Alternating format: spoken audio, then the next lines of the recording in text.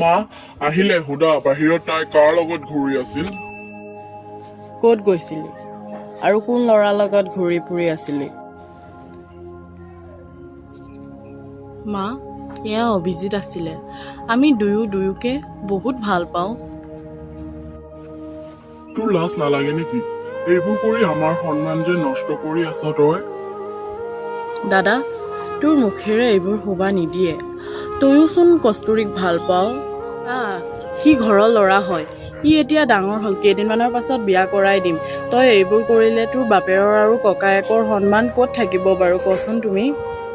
কিয় ল'ৰাই ভাল পালে একো দুখ নহয়, কিন্তু ছোৱালীয়ে ভাল পালে কিয় দুখ হয়? তই নাজান নেকি এইবোৰ ছোৱালীয়ে কৰিলে সন্মান নষ্ট হয় বুলি? তোৰ ককায়েৰে একদম ঠিকেই কৈছে। তই তাৰ লগত নিজকে তুলনা নকৰিবি। তই কৰিলে ঘৰৰ সন্মান নোহোৱা হৈ পৰিব। মা, ঘৰৰ ল'ৰাই ভাল পালে একো নহয়, কিন্তু ছোৱালী মানুহে ভাল পালে সন্মানৰ কথা কিয় আহি যায়? কিয় আমি ল'ৰা ভাল পাব নোৱাৰোঁ নেকি?